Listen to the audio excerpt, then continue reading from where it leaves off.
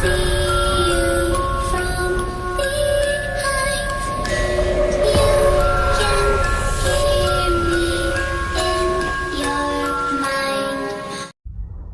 भीती होती तेच झालं. कनिका ही आरशातून बाहेर आली होती आणि बाहेर येताच तिने सुरभी आणि तिच्या बाबांचा जीव घेतला होता. त्यात तिने हेही लिहिलं होतं की पुढच्या वेळेला ती सोनलचा जीव घेणार. पण कनिका ही आहे तरी कोण?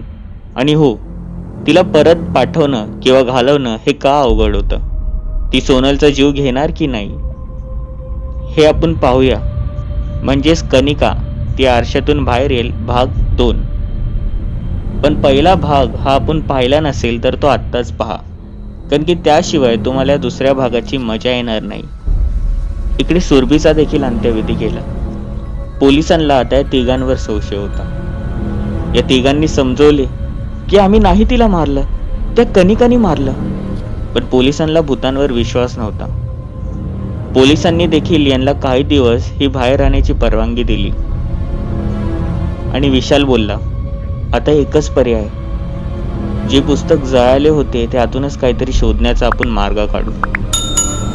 ते त्या घटनास्थळी गेले जिथे ते पुस्तक जळाले होते. त्यांच्या हाती काहीच लागलं नाही. विशालने विचारले, सोनल, खरं खरं सांग, तुला काही आठवतंय का? तो ड्रेसिंग टेबल कुठून घेतला होता? सोनलने खूप आठवलं पण तिला काहीच नाही आठवले. पण हळूहळू सोनलचा मृत्यू हे जवळ येत होता असे तिला भास होत होते. रात्रीची ती विशाल आणि वैशालीवरच झोपायची, पण तिला असं वाटायचं की तिचा गळा कोणतरी दाबतंय. ती पटकन उठायची. असे भास हे जवळ येतच होते. आणि ती बोलू लागली, 2 दिवसात ती माझा जीव घेणार. ती मला स्वतः स्वप्नात येऊन बोलली. सगळे आरशे हे त्यांनी झाकून ठेवले होते. पण असं किती काय चालणार? पण एक दिवशी रात्री झोपली असताना क्षणभरातच वैशालीला जाग आली आणि ती बोलू लागली, विशाल, सोनल उठा, मला आठवलं एक मार्ग आहे. विशाल आणि सोनलने विचारायला चालू केले, काय? सांग लवकर. तशीच वैशाली सांगू लागली, तुला माहित आहे, आपण इकडे आणताना रहमान चाचाच ह्यांनीच ते टेबल आणून दिले होते. त्यांनी त्यांच्या टेम्पोमधनं उतरवले. मला अजूनही आठवते ते बोलले, हा टेबल मी सुरभीला कसा शोधून दिला मलाच माहीत. एवढे शब्द पुरेसे होते. रात्री 2-2:15 वाजता त्यांनी त्या रहमान चाचाचे दार ठोठावले. कोण? एवढं रात्रीचं काय करताय? रहमान चाचा बोलू लागले. दार उघडला आणि झालेला सगळा प्रकार सांगितला. रहमान चाचाने सांगितले, आता एकच पर्याय, आपल्या पुढेच तो हायवे लागतो. तिथेच ते मोठमोठे टेबल आणि फर्निचर जे वापरलेले असतात हे विकायला ठेवतात. आपण उद्याच त्या टेबलवाल्याला भेटू. तसा विशाल बोलला, काका, फक्त 2 दिवस राहिले. आजचाही दिवस गेलाच जवळपास. रहमान चाचाला गांभीर्य कळाले. त्यांनी त्या क्षणी त्याला त्या माणसाकडे घेऊन गेले. दार ठोठावले आणि समोर दार उघडताच तो व्यक्ती उभा होता.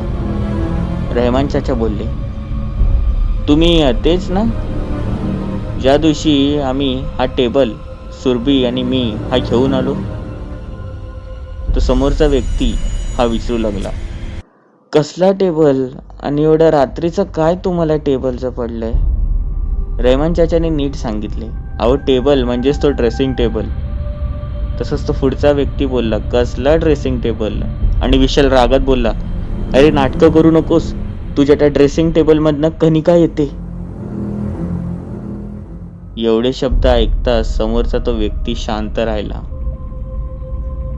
तिचे त्या हावभावावरनं समजून गेले आणि तो दार बंद करायला बघत होता. हे बघा, तुम्ही इथून जावा. पण विशालनी दमदाटी केली. शेवटी त्या माणसाने त्यांना घरात घेतले आणि सांगू लागला, हो, मीच तो टेबल म्हणजेच तो ड्रेसिंग टेबल सुरभीला विकला होता.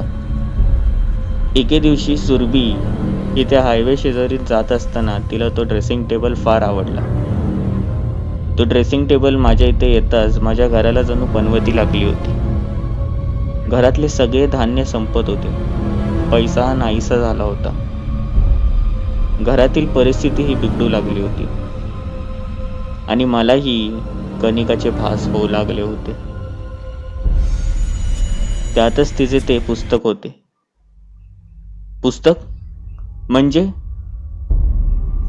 तेवढ्यात वैशाली बोलली, तुम्हाला तिचा इतिहास माहित आहे ना? आणि तो समोरचा व्यक्ती बोलू लागला, हो, ते पुस्तक मी वाचले. त्यात लिहिले होते, कणिका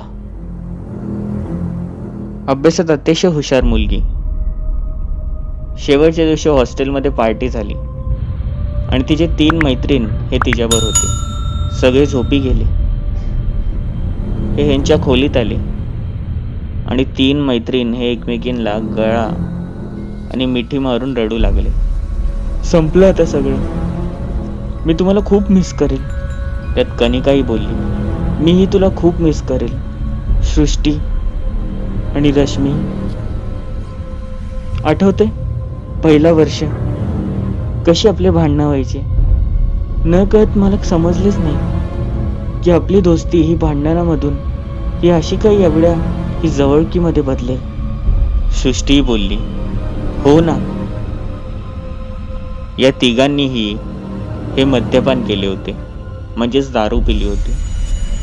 त्या नशेमध्ये सृष्टी बोलली, आठवतंय ना, पहिल्या वर्षीला मला धीरज आवडत होता आणि धीरजला तू. सगळे बोलत होते की धीरज माझ्याच प्रेमात आहे, पण अचानक 2 महिन्यानंतर तू आली आणि सृष्टी रडू लागली. कणिकाला तिला धीर दिला. अगं जाऊ दे ग, मी त्याला नीट सांभाळेल. पण त्याच क्षणी सृष्टी रागात बोलली, नीट सांभाळेल?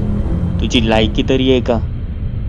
सृष्टीने एक मोठा चाकू हातीतून काढला आणि कणिकाच्या पोटात घुसवला. इकडे तिच्या दुसऱ्या मैत्रिणीने देखील कणिकाचा हात पकडला होता. सृष्टी ही वार करत गेली आणि रक्ताची जणू विहीर वाहू लागली. सृष्टी आणि तिची मैत्रीण हे त्याच वेळेला तिथून पळत गेली. कणिका ही त्या ड्रेसिंग टेबल समोर आली.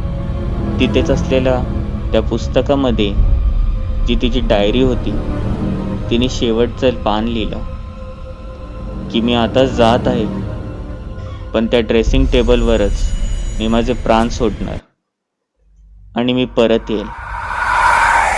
त्या आरशाकडे बघूनच तिने आपले प्राण सोडले. पुढे त्या दोघांना अटक झाली, पण हे दोघं जेलमध्येच मेले. कारण तेच, आम्हाला कणिका दिसते. जवळजवळ 5 ते 6 घरांमध्ये हा ड्रेसिंग टेबल जाऊन आला.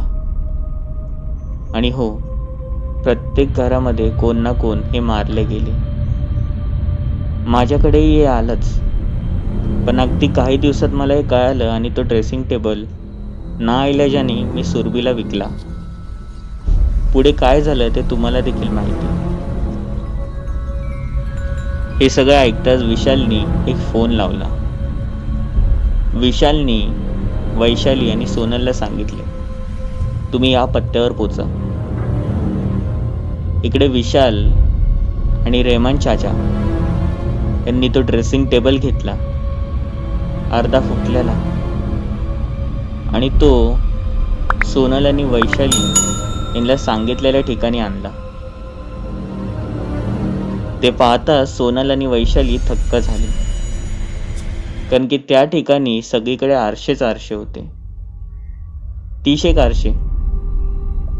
सगळ्यात मध्ये तो ड्रेसिंग टेबल ठेवला आणि विशाल बोलला, चल वैशाली, हिला मरणाच्या दारात तशीच ठेव. मला माहिती आहे की कणिका हिला मारूनच सोडणार. जर आपण यांच्या मध्ये पडलो तर आपले देखील जीव जाईल.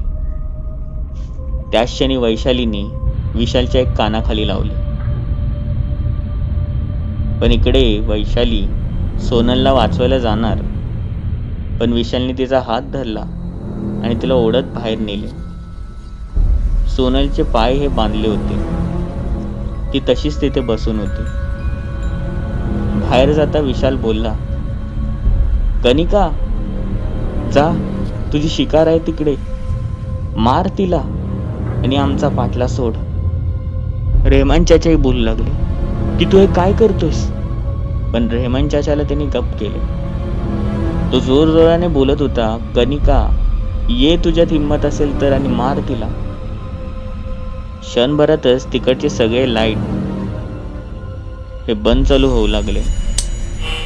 कळत न कळत तिकडे गारवा निर्माण होऊ लागला आणि तिकडे हसण्याचा आवाज येऊ लागला. आणि त्या क्षणी त्या ड्रेसिंग टेबलच्या फुटक्या आरशातून कनिका ही हळूहळू बाहेर येऊ लागली. ती बाहेर येताच दिसते ना दिसते दुसऱ्या आरशात जाऊ लागली. दुसऱ्या आरशातून ती तिसरीकडे गेली. इकडे सोनलनी तिचे हात सोडून घेतले. कनिका ही जोरजोरात हसत होती.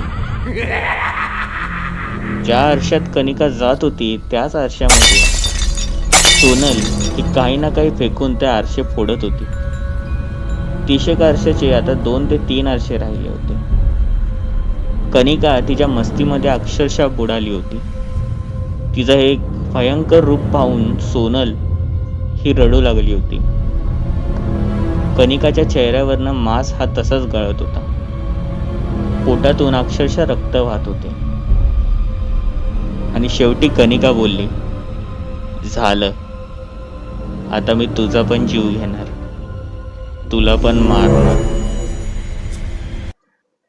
आणि शेवटच्या राहिलेल्या 2 आरशामधनं एक आरसा हा सोनलनी फोडला. त्यातून देखील कनिका ही दुसऱ्या आणि शेवटच्या आरशात गेली, म्हणजेच तो ड्रेसिंग टेबलचा आरसा. आणि इकडे कनिका पुन्हा एकदा बोलली, आता मी तुझा जीव घेणार. आणि विशाल जोरात बोलला, सोनल धाव. सोनलने एक शेवटचा दगड हा त्या ड्रेसिंग टेबलच्या तुटक्या काचेवर मारला आणि काच ही पूर्णपणे नष्ट झाली. सोनली धावत धावत विशाल जवळ आली. कनिका बोलली, मूर्ख मुलगी, तुला काय वाटलं मी काय तिथे येऊन नाही शकणार. कनिका जोरात हे आपले पावलं टाकत ही विशाल आणि सोनल जवळ येऊ लागली. अक्षरशः 4 ते 5 पावलंच ही त्यांच्यापेक्षा लांब होती. पण त्या क्षणी कनिकाने आपलं एक पाऊल पुढे टाकलं आणि विजेचा झटका लागावा अशा गतीने ती मागे फेकली गेली. आणि कनिकाने पाहिले की तिच्या आजूबाजूला ही गोल लाल रेष ओढलेली आहे. हे सगळं पाहून कनिका हिला चीड आली. ती रागात बोलू लागली, हे सगळं कोणी केलं, मी सोडणार नाही तुम्हाला. इकडे विशाल बोलला, आता सुटणार तर तू नाहीस. एवढ्या लोकांचा जीव तू घेतलास, आता तू कशी मरणार ते बघ. आणि कनिका एक हास्य देऊ लागली आणि बोलली, मी बाहेर नाही येऊ शकत तर काय झालं, माझा हात तर येऊ शकतो ना. आणि तिने आपले दोन्ही मोठे हात हे सोनल जवळ घेऊ लागली.